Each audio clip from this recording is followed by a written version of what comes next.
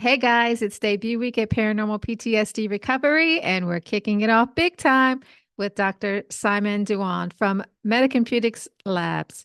Simon holds a PhD in material science from Cambridge University. He's worked in research, development, technology, commercialization, and management consultancy in both the UK and China. He has long-standing interest in paranormal research and is a past vice president of the Chinese Parapsychology Association. So he's got a big brain, and he's going to tell us all about how to hack the matrix. Stay tuned because he's got some ideas you may not have heard before that can give you lots of hope. Simon, I'm so happy that you're here. When I saw your website, the Metacomputics Lab, Mathematics. Yeah. yeah, it says that you're developing new post-materialism technologies to help people transcend the matrix, reprogram the rendering engine, and better control mundane reality. And I was like, we got to hear about that. I want to know what does that mean, and what are you doing? What brought you to developing these things? Yes, thank you for having me, Laura. I'm Simon Duan. My background is actually a scientist. So that's my background. I came to UK from China in 1980s as a student. So I came to the UK as a student, and I finished my education with a PhD from material science from Cambridge. And then I worked in many years, decades in industry, doing research and development, technology development, technology consultation, and management consultancy, both in the UK and in China. So I'm supposed to be a materialist scientist. So that's my formal education. I have been happily working as a materialist scientist until about 20 years ago. I encountered some paranormal phenomena, and then that sort of triggered my interest to look beyond materialist science. So, yeah, because I have a background in science, I'm very curious about all phenomena, including normal physical phenomena, as well as paranormal non-physical phenomena. So, what was the paranormal experience that you had? Do you have time? I come across all sorts. Yeah, all sorts, a wide range of phenomena. But my sort of initial encounter is actually with you would call him a witch doctor, which took my wisdom tooth out effortlessly. Yeah. So yeah, I was traveling in China on business, and my wisdom tooth start to play out, become very painful. So I initially consulted with the not traditional, I mean conventional dentist, and I was told I need a general anesthetic because it's quite complex the case, and the wisdom tooth is quite deep. Was quite deep. So and then a friend of mine said, "Oh, why don't you go to see this dentist? He's doing a fantastic job."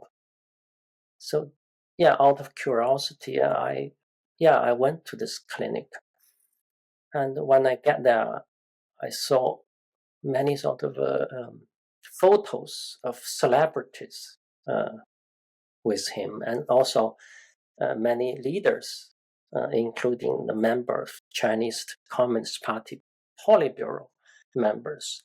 They all took their wisdom tooth out in that clinic. So that was encouraging to me. Yeah. Yeah. So I said, "Oh yeah, let's go ahead." So what this guy did was really amazing, and he just used a pair of tweezers to pick it out effortlessly. Yeah, That sounds crazy.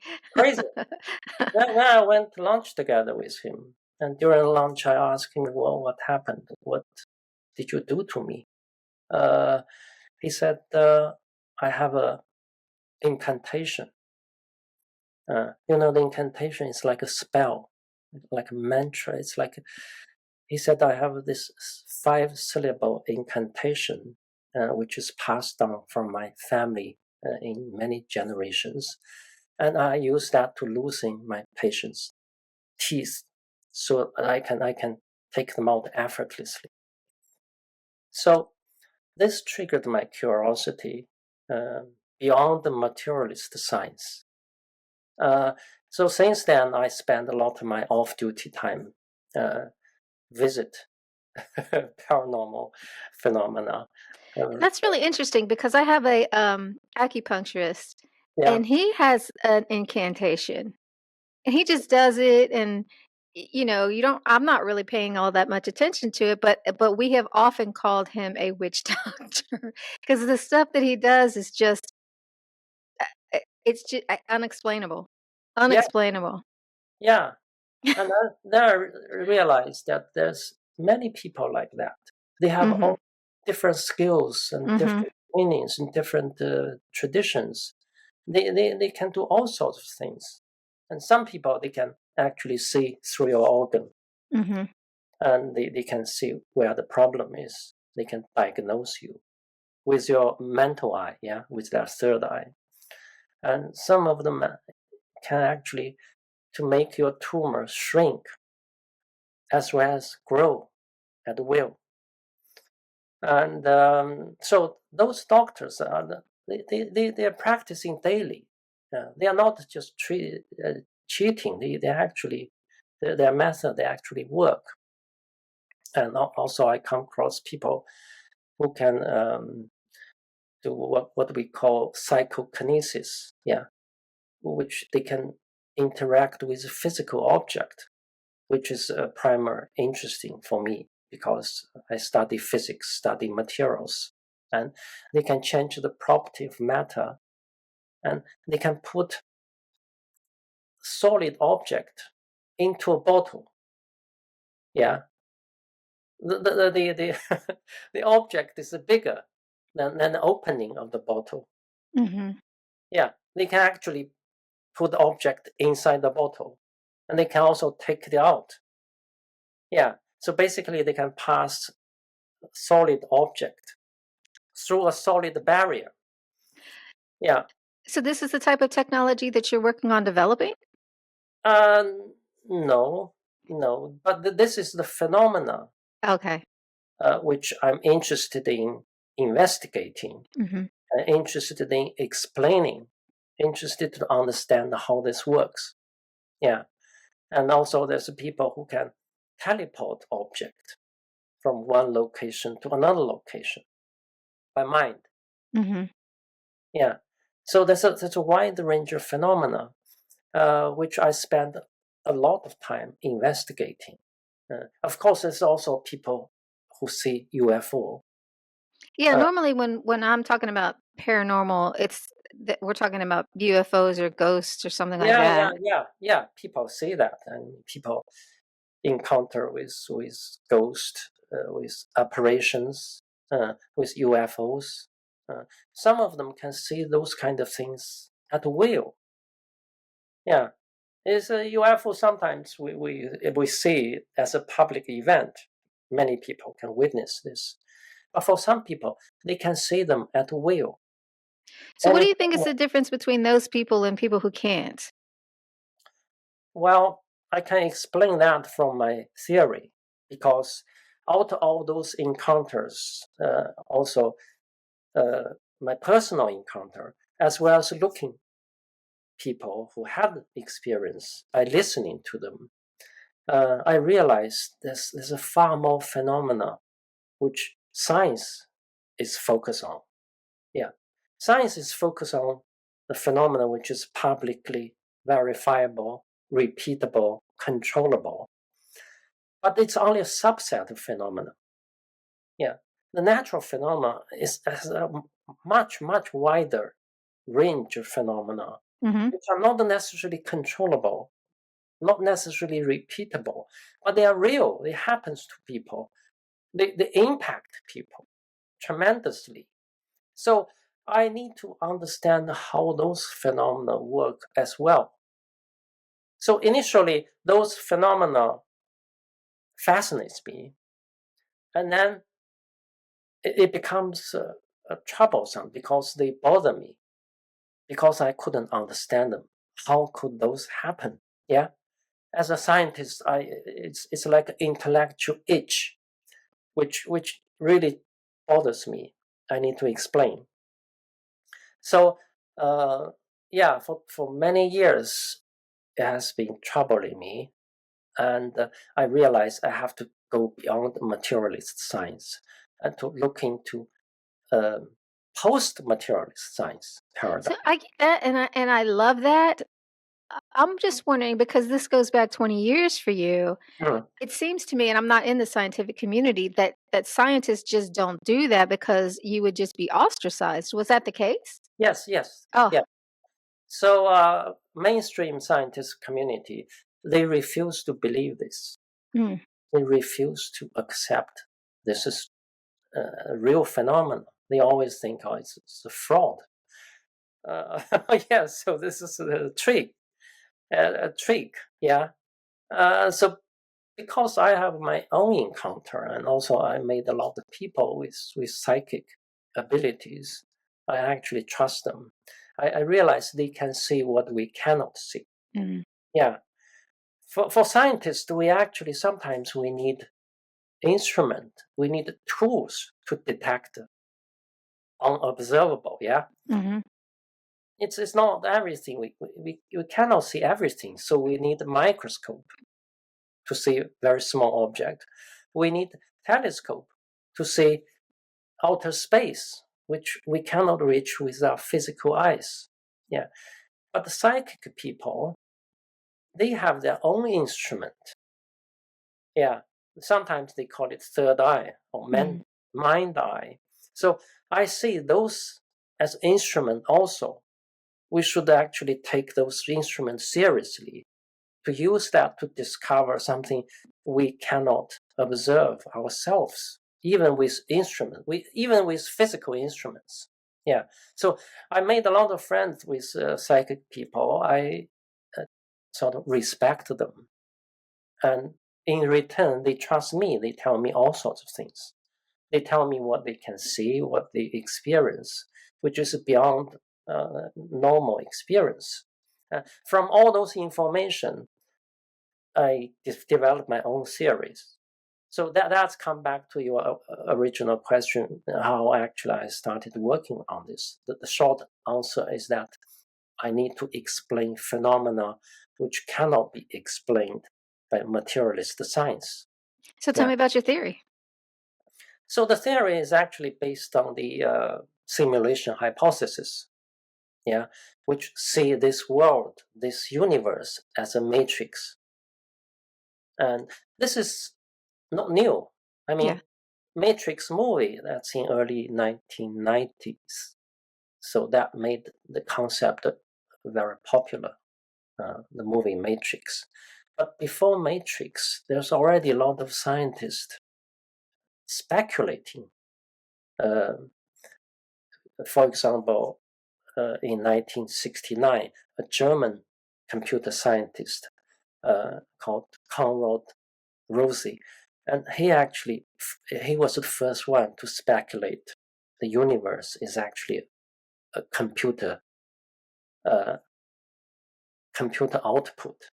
Yeah, because he's one of the pioneers for computer science, and he even developed the first programmable computer in 1940s. So yeah, he first proposed this idea, and then in 1990, a very famous physicist John Wheeler, he proposed a very famous phrase called "it from bit." Yeah, meaning everything, every physical has information as a fundamental reality. Yeah, so the bit is the essence of it. Yeah, and it, which is everything physical is derived from information. So this is not new. And more recently, in 2000, early 2000, Oxford philosopher Nick Bostrom, he also proposed a simulation argument. According to him, our universe is almost definitely a simulation. Yeah. But so far, all those are speculations only. Yeah. They are not actually theory, not even a hypothesis. Because for me, if you want to develop speculation into a theory, you need to answer some very basic questions, like where is the computer? Yeah. What it's made of? Yeah. All those basic questions we need to answer. Yeah. If the universe is rendered by computer, yeah, we need to know where is the computer and what is made of, how is it built, and what are its properties. And of course, a very big question is who is the programmer? Yeah. So by answering those questions, we can develop the speculation into a scientific theory. And that's what I've been doing in the last more than 10 years.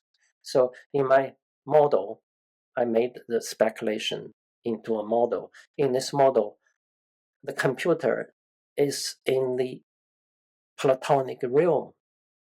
Yeah. In Plato's philosophy, there's a realm of forms. Yeah, that's not in physical reality. It's beyond the physical realm of forms, where abstract objects, abstract entities exist.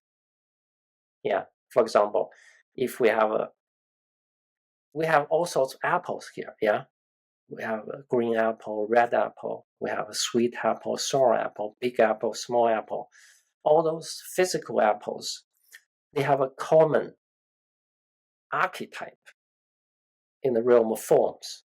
We call it appleness, yeah, which is perfect apple. It's non-physical, it's abstract, but it's perfect. We have different dogs here, different size, shape and sizes, yeah? We have poodles, we have Labradors, we have pugs, and all those dogs, they have a common archetype. We call it dogness. So beyond the physical, there's a realm of forms, which is more real, more fundamental, more essential. So that's Plato's philosophy. Yeah. So apply those principles, because every physical reality have a corresponding archetype. We can postulate that because we have a physical computer made of silicon, we ought to have an abstract metaphysical computer. Yeah, in the Platonic realm of forms, which is abstract, which is perfect, which is the most powerful, more real. That's the computer. I kind of call it Platonic computer. Yeah. And this reality, the material reality, is rendered by this Platonic computer. So the Platonic computer renders the physical reality. Physical computer renders the virtual reality. So we have a parallel two layers. Yeah. If you can access the Platonic computer, you can change the parameters, you can reprogram it, and therefore the physical reality can change. Well, do you think that's happening? Because there's a lot of freaky things happening, or at least it seems to be more common with paranormal activity than there ever used to be. So either people are reporting it more or it's happening more. I think paranormal phenomena happens all the time. It's as old as human civilization, I Sure. would say. Yeah. So the reason they reported more, people encountered more, because they made aware this exists by social media. Yeah. So people hear more. and therefore they have a concept that this may exist, and then they see more. That's what I think too. I think Yeah, that, you talk about the dog man, you talk about ETs, then you just see them more because they're just more in your awareness. that's right. Yeah, you become more aware. You realize its existence. Then you see more.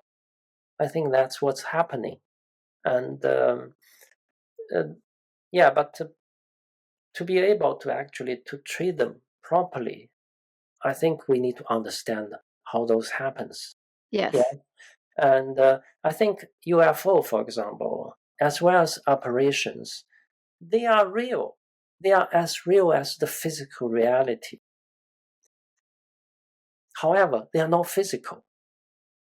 Yeah, in my model, the platonic computer can operate at a different level. Yeah, the computer can operate at different clock speed. I don't know whether you're familiar with computer.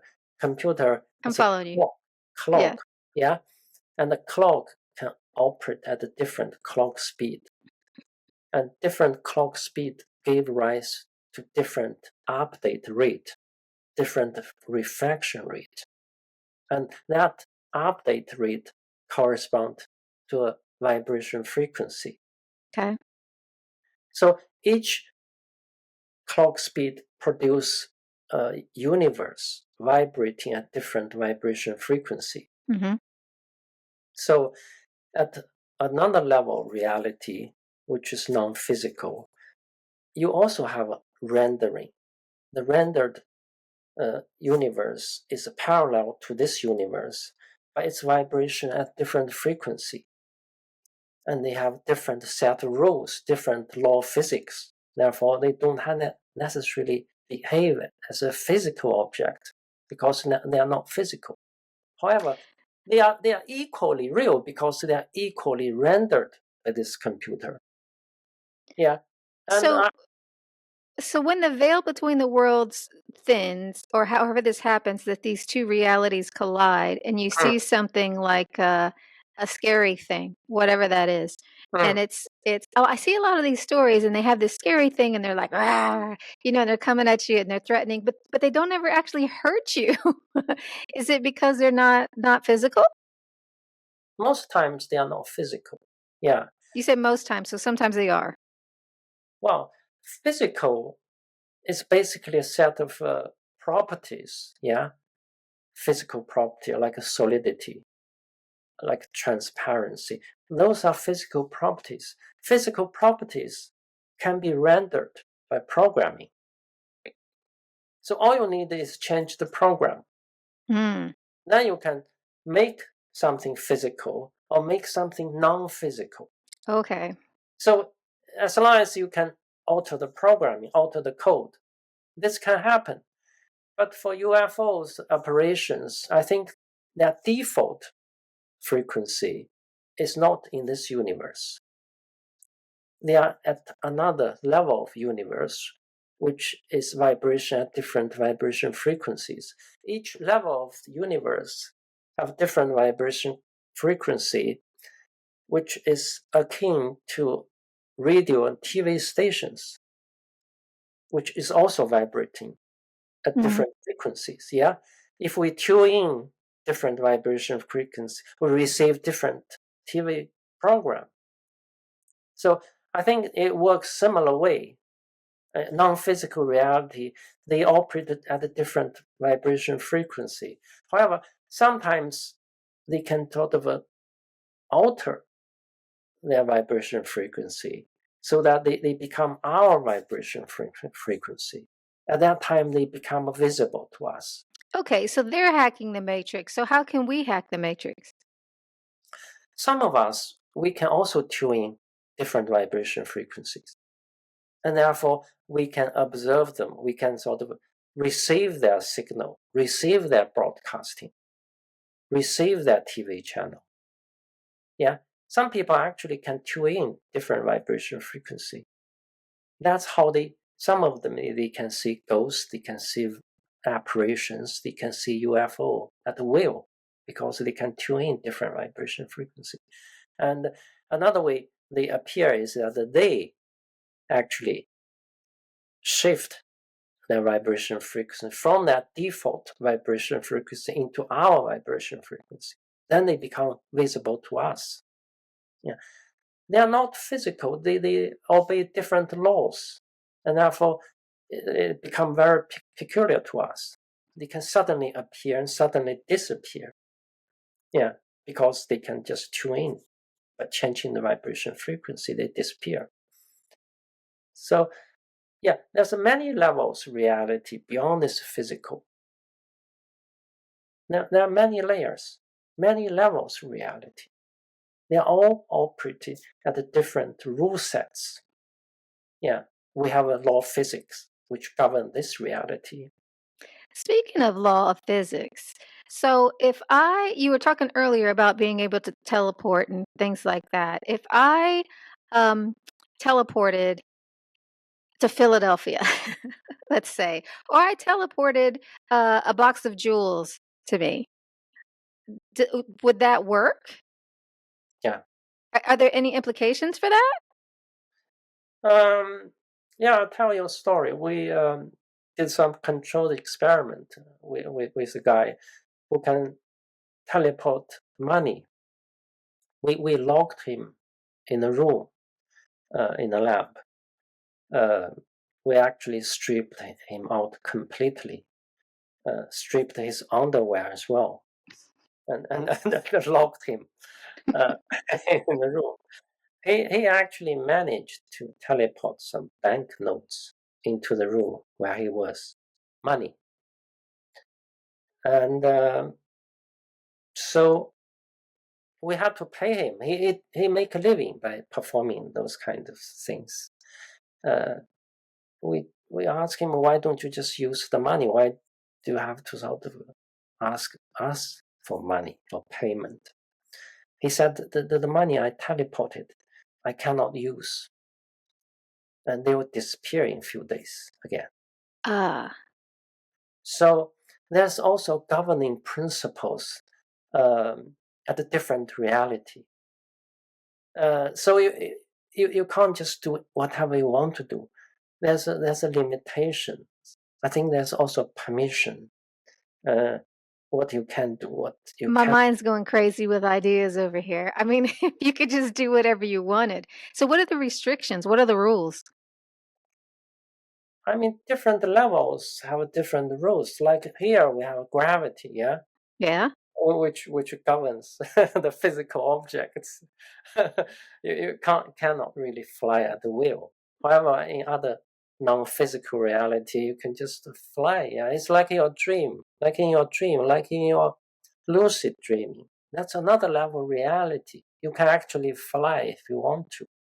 Yeah, but there's other rules as well, which we can discover if we can just investigate them systematically through those psychic people. Yeah, through people who does lucid dreaming as well, through meditators.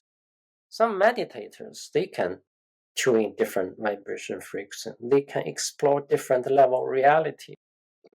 So, we're And still discovering what the laws are. yes, Okay. but they are not physical. Um, Okay. So, can we alter the program or is it just like a temporary blip? I think it's temporarily, locally, Ah, and otherwise it become really messy. Yeah, I think we actually need some rules yes. to play this game. Yeah, Yes. to make this place in order. Yeah, I think some people can actually alter them locally, temporarily, in a smaller scale. But I don't. Yes, because I have a friend, her grandson died, and she had this helium balloon, and it was just a little deflated, so it wasn't totally inflated, and it wasn't completely at the ceiling, but it came down out of his room, floated out of the room into where she was sitting, and then sat there next to her. She had this whole thing on film. She showed it to me. It sat there for like a couple of minutes and then floated out of the room, not up at the ceiling where it should have been. and then floated back to where it was. And this same grandson, this was crazy. So the first one was crazy, but the second one was even crazier. Called her cell phone and left a video message. So she didn't pick it up because it was from a number she didn't recognize. And it was a video message of him and a text to her with her name on it. Wow. How do you alter the matrix to be able to do that? Any explanation? Yeah, we did a lot of experiment with photography, thought photography. Yeah, so you can actually transfer image in your mind into camera. Yeah, originally people did the experiment. They can sort of transfer the image into the film, into polarized camera. Yeah. Nowadays, some people can actually transfer images into cell phone. Yeah. So if it's an information system, yeah, if it's a computation system, we can understand because it's like airdrop. Yeah. Okay. So your image in your mind, yeah, that's one display. Yeah. Your cell phone or your camera, it's another display. If you can make them sync, you can actually airdrop images. Gotcha. Yeah. So because it's all information system, it's a big matrix, and the matrix is an information system. And if you make good connection, you can airdrop things. So, what is metaconsciousness and how does that play into all of this? Meta consciousness in my model is the ultimate reality. That's everything. That's the source of everything. Yeah. I define it as the power to conceive, perceive, and be self-aware. It's the power to create and to experience its creation. And it has a subjectivity, I, self, to experience the self, the I, yeah, create and experience my creation. And that's the fundamental reality. And how the creation happened? Through computation. Yeah. So the meta consciousness, the ultimate reality, creativity, and initially create this machine, created this computer. So is that outside of us or is that inside of us? Um, good question. I mean, ultimately, there's only one consciousness. Yeah, which is I call it meta consciousness. Yeah, and that consciousness through this computation creates contents. The contents, including each one of us, at different level of reality, and also our environment, the world. Yeah, they are all made of consciousness. Everything's made of consciousness. But in my model, the process, the mechanism of manifestation is computation. So you have this meta consciousness, you make it into binary, and with the binary, you build this machine. With this machine, you create contents. Yeah. So each one of us have an individual consciousness. Yeah. The individual consciousness is just a fragmentation of this meta consciousness. Eventually, we are all one. But this one consciousness fragments into different pieces. We each share one of the pieces. Not only we, I mean everything. Yeah. Animals, plants, and minerals. Yeah, everything share some consciousness. And so we experience from our own perspectives.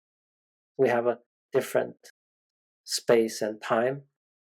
And from this perspective, we experience the diversity of universe for this meta consciousness.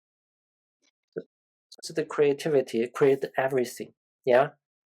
And with this everything, it create diversity, create individual consciousness. Through individual consciousness, the meta consciousness can experience its own creation in a diverse manner.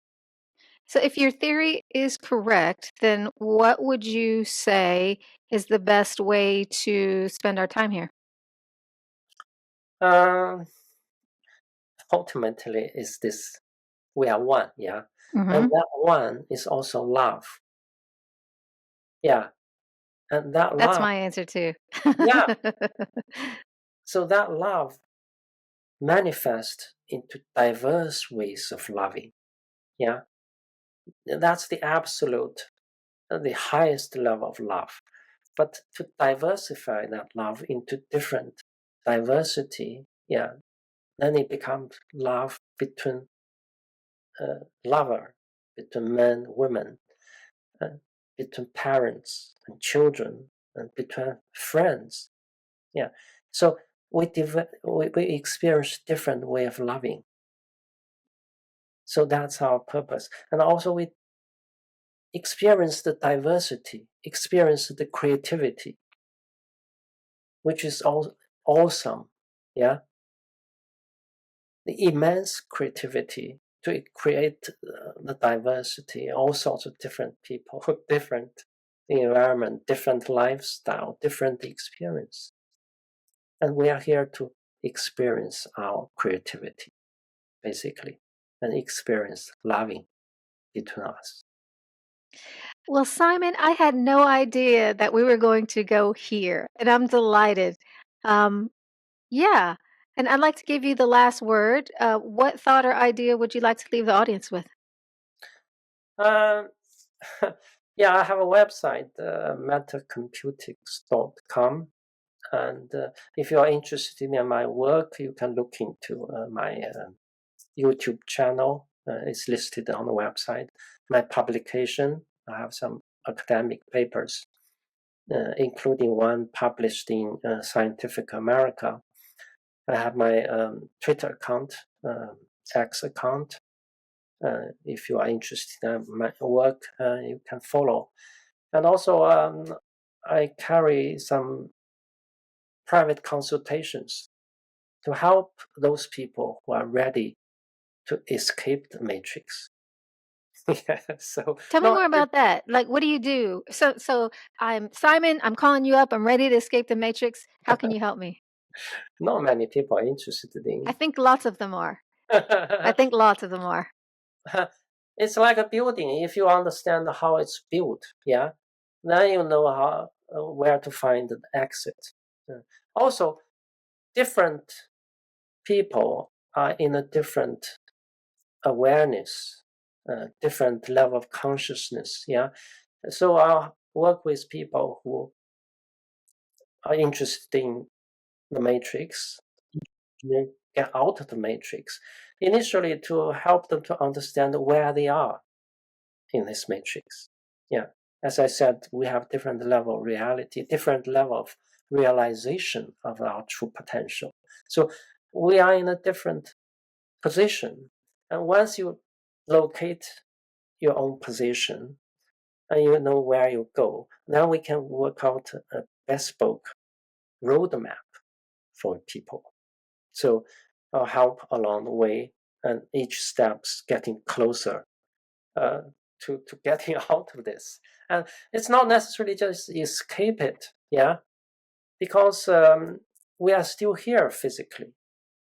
But if the higher self, I call it higher self, can escape, once the higher self escaped, even you're physically still here, you can work better.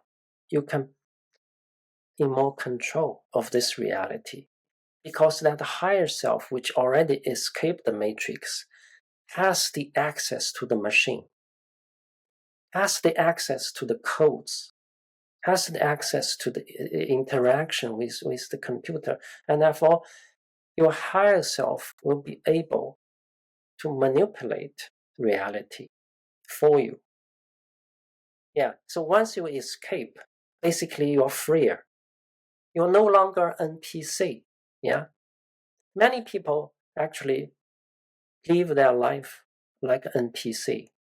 We are programmed to react certain ways. Yeah. We are programmed to to fight war, to hate each other. But if you can alter that program, you can reprogram yourself. You can actually bin some program, just trash, to put it in the trash bin, and you download other programs. Yeah. And your life can change enormously. And also because your higher self actually know better, because it knows the scenery, knows the whole scenery. Yeah.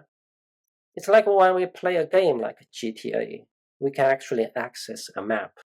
We know where to go. Yeah. If you are not outside the game, you are still in the game. You can only see limited amount of road ahead of you. Yeah. And you bump into things. Yeah. You don't have a whole picture. So getting out of the matrix also help you to make decisions. Decision making is a crucial part of our life. We make decisions all the time. But if your higher self is active, the player is actually playing, you know what's the best decision for you, short term, even longer term. Yeah. Instead of just live as an NPC, just react to situations according to the preset program. That's not a good life. Yeah. That's not living. Yeah. Yeah. So the aim is actually living Yes. a life. Yeah. Play the game. Yeah. Control the game. I appreciate you so much being here, and especially for being here on our debut. And thank you so much for sharing everything. That all the links will be in the show notes, so nobody has to write anything down. Thank you so much for having me. Sure. Yeah.